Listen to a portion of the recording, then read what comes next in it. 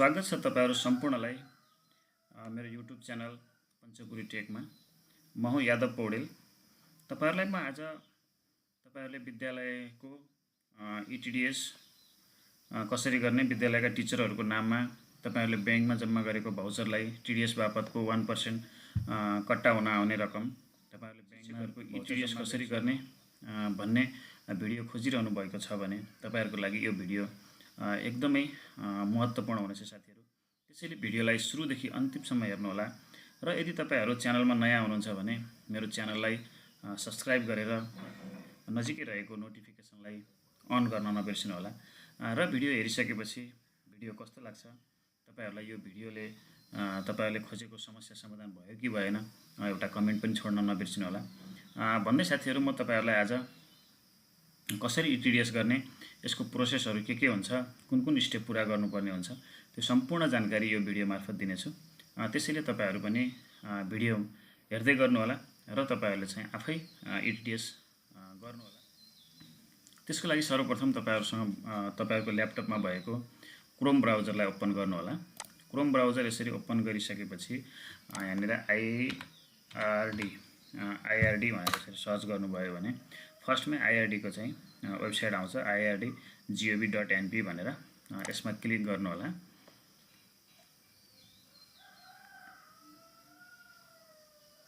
यसमा क्लिक गरिसकेपछि तपाईहरु यहाँनिर देख्न सक्नुहुन्छ करदाता पोर्टल भनेर छ। यहाँनिर यो करदाता पोर्टलमा क्लिक गर्नु होला। करदाता पोर्टलमा क्लिक गरिसकेपछि तपाई देख्न सक्नुहुन्छ राइट साइडमा विभिन्न किसिमका अप्सनहरु छन्। अनलाइन ई सर्भिस भनेर यसमध्येको तपाई जानुपर्ने हुन्छ ETDS भन्ने अप्सनमा जानु होला। ETDS मा गएर यो प्लसको चिन्हमा यसरी क्लिक गर्नु होला। क्लिक गरिसकेपछि यहाँनिर फेरि ETDS भनेर चाहिँ यहाँनिर आउँछ। यो ETDS मा क्लिक गर्नु होला। यो ETDS मा क्लिक गरिसकेपछि यस्तो खालको इन्टरफेस आउँछ। यसमा चाहिँ हामीले केही विवरणहरु भर्नुपर्ने हुन्छ, ध्यान दिएर हेर्नु होला। मैले कसरी भर्दै छु तपाईहरुले पनि यसै गरी यहाँ भएका यी सबै अप्सनहरु चाहिँ भर्नुपर्ने हुन्छ। प्रयोगकर्ताको नाम भनेको छ, प्रयोगकर्ताको नाममा चाहिँ तपाईहरुले आफूले प्रयोगकर्ताको नाम बनाउनु होला। अब के राख्नुहुन्छ तपाईहरुले, मैले एउटा चाहिँ कुनै राखेको छु। यो चाहिँ पछि यदि तपाईहरुले कुनै समयमा लगइन गर्नुपर्ने भयो भने चाहिन सक्छ। यसलाई सुरक्षित राख्नु होला, नबिर्सिने खालको त्यस्तो खालको कुनै राख्नुपर्ने हुन्छ। अब यहाँनिर पासवर्ड पनि बनाउनु पर्यो। पासवर्ड बनाउनु होला। फेरि पुनः पासवर्ड राख्नुहोस् भनेको छ। यो पासवर्ड जुन तपाईले माथि राख्नु भएको छ त्यहीलाई तल्लोमा पनि राख्नु होला। र स्थायी लेखा नम्बर, पाना नम्बर भनेको छ, यहाँनिर चाहिँ स्थायी लेखा नम्बर राख्नु होला। स्थायी लेखा नम्बर राखिसकेपछि ट्याब गर्नुभयो भने यहाँनिर चाहिँ विद्यालयको नाम देखाउँछ। विद्यालयको नाम देखाइसकेपछि अब तपाईहरुसँग इमेल आइडी छ भने इमेल आइडी चाहिँ राख्नु होला। यदि छैन भने यहाँनिर तलतिर मोबाइल नम्बर मात्र राख्दा पनि हुन्छ। राख्छु। मोबाइल नम्बर राखिसकेपछि ठेगाना भनेको छ। अब जुन विद्यालयको तपाईहरुले चाहिँ ETDS गर्दै हुनुहुन्छ त्यो विद्यालयको ठेगाना कहाँ हो त्यो ठेगाना चाहिँ यहाँ राख्नु होला। मैले चाहिँ आफ्नो ठेगाना राख्दै छु।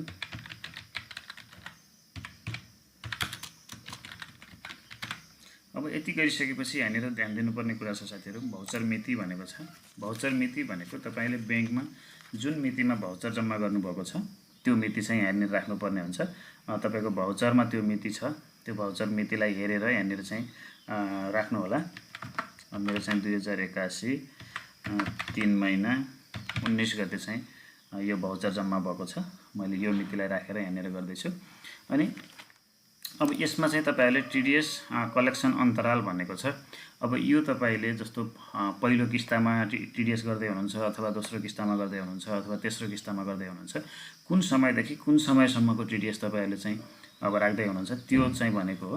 यसमा कुन अब मैले चाहिँ वर्षभरिको एकमुष्ट गरेको भएको हुनाले अब मैले यहाँनिर लेख्दै छु 2080 4 महिना 1 गतेदेखि अब आज TDS गर्न लागेको मितिसम्मको चाहिँ यो भएको हुनाले मैले यसरी गरेछु। तपाईहरुले चाहिँ कुन मितिसम्मको गर्दै हुनुहुन्छ त्यो मिति, सुरु मितिदेखि अन्तिम मितिसम्म चाहिँ लेख्नु होला। यति गरिसकेपछि रजिस्टर भन्ने अप्सन छ, यो रजिस्टरमा क्लिक गर्नु होला। रजिस्टरमा क्लिक गरिसकेपछि तपाई सफलतापूर्वक रजिस्टर हुनुभयो भनेको छ। हामीले पहिलो स्टेप कम्प्लिट गरिसकेका छौं। यो सबमिसन नम्बर छ साथीहरु। यो सबमिसन नम्बरलाई चाहिँ नोट डाउन गरिहाल्नु होला, केहीमा टिपेर राख्नु होला अथवा फोटो खिचेर राखे पनि हुन्छ। यो फेरि चाहिँ पछि चाहिन सक्छ। यसलाई चाहिँ यसरी मैले फोटो खिचेर राखेको छु, तपाईहरुले पनि फोटो खिच्नुस् अथवा केहीमा चाहिँ लेखेर राख्नु होला। अब यति गरिसकेपछि यहाँनिर छ ट्रान्ज्याक्सन भर्ने भनेछ। अब यसमा क्लिक गर्नुपर्ने हुन्छ। यसमा क्लिक गर्नुहोस्। यसमा क्लिक गरिसकेपछि अब यहाँनिर तपाईहरु आउनुपर्ने हुन्छ स्थायी लेखा पाना नम्बर भनेको छ। अब यसमा चाहिँ तपाईहरुले प्रत्येक टिचरको स्थायी लेखा पाना नम्बर तपाईहरुसँग पहिले नै अगाडि राख्नु होला। अब मैले चाहिँ जुन टिचरको यो ETDS गर्दै छु उहाँको चाहिँ पाना नम्बर यहाँनिर स्थायी लेखा नम्बर राख्छु। अब यति गरिसकेपछि ट्याब गर्नु होला। ट्याब गर्नुभयो भने यहाँनिर नाम चाहिँ उहाँको अटोमेटिक आउँछ।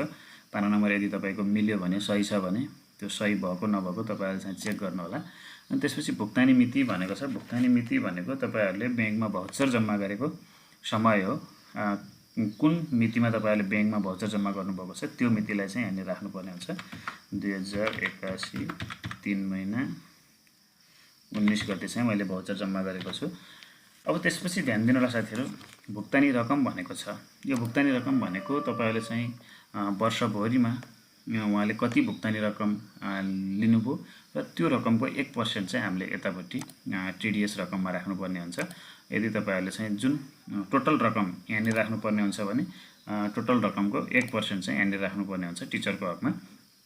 अब मैले 1 वर्षको गर्दै भएको हुनाले जम्मा रकम चाहिँ यहाँनिर उहाँको खातामा गएको पैसा बराबरको रकम यहाँ राख्दै छु। टोटल रकम चाहिँ यो भयो। अब यसको TDS 1% गर्दा यति रकम हुन्छ।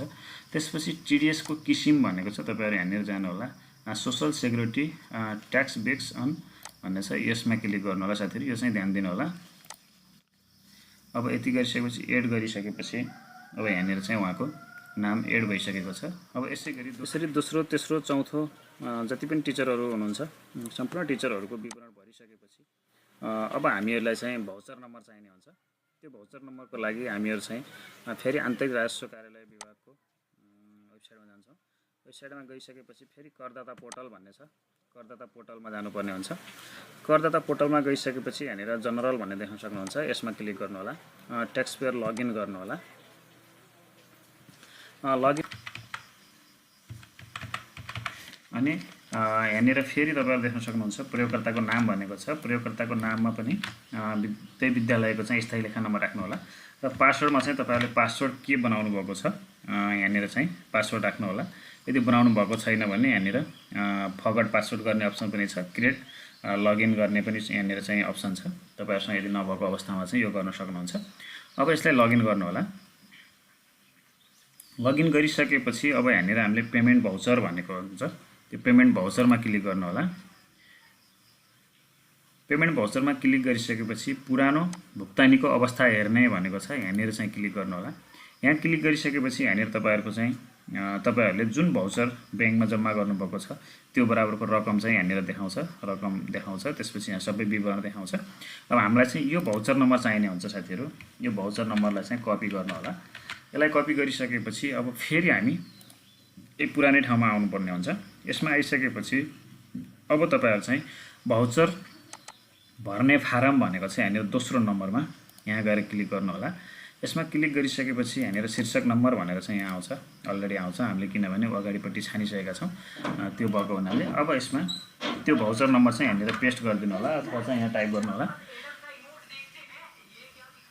यति गरिसकेपछि तिरेको प्रकार भनेको छ। तपाईहरुले चाहिँ केबाट तिर्नु भएको, अनलाइनबाट हो अथवा चाहिँ अन्य अफिसमै गएर हो अथवा केबाट हो। हामीले चाहिँ बैंकबाट तिरेको भएको हुँदा हामीले बैंक छान्छौं। तपाईहरुले पनि यसैगरी जेबाट तिर्नु भएको छ त्यो छान्नु होला। अनि दाखिला मिति भनेको छ। कुन मितिमा तपाईहरुले चाहिँ त्यो भाउचर दाखिला गर्नुभएको छ त्यो मिति राख्नु होला। 2081 3 महिना 19 गतेमा चाहिँ हाम्रो फर्म दाखिला भएको छ भाउचर त्यो राख्छु मैले। अनि त्यसपछि कुन बैंकमा तपाईहरुले चाहिँ दाखिला गर्नुभएको हो। यहाँ धेरै बैंकहरुको लिस्ट छ। जुन बैंकमा तपाईहरुले दाखिला गर्नुभएको छ त्यो बैंकको चाहिँ यहाँनिर नाम लेख्नुपर्ने हुन्छ। मैले राष्ट्रिय वाणिज्य बैंकमा दाखिला गरेको हुँदा राष्ट्रिय वाणिज्य बैंक चाहिँ यहाँनिर छान्छु र जम्मा रकम तपाईहरुले बैंकमा अथवा त्यो भाउचरमा कति रकम जम्मा गर्नुभएको छ त्यो रकम चाहिँ यहाँनिर उल्लेख गर्नुपर्ने हुन्छ। अब यो रकम यहाँनिर राखिसकेपछि यो रकम र अगाडि तपाईँहरूले चाहिँ यो भर्दाखेरि आएको विवरण चाहिँ बराबर हुनुपर्छ, एकदमै मिलेन भने चाहिँ यो मान्दैन। अब यसलाई एड गर्नलाई यति गरिसकेपछि अब एड गरिसकेपछि यहाँनिर चाहिँ अब यो मिलिसकेको छ। यदि नमिलेको भएको भए यहाँनिर चाहिँ नट भनेर आउँथ्यो, यहाँ चाहिँ मिल्यो। अब हाम्रो भाउचर नम्बर मिलिसकेको छ, सबै विवरण मिलिसकेको छ। त्यो यति गरिसकेपछि अब फेरि कन्ट्र्याक्सन भर्नेमा जानु होला। यहाँ गएर तपाईँहरूले चाहिँ अब सेभ सबमिट, अब यहाँनिर सबमिट गर्नु होला। अब सबमिट गरिसकेपछि सक्सेसफुल्ली फाइनलाइज भयो।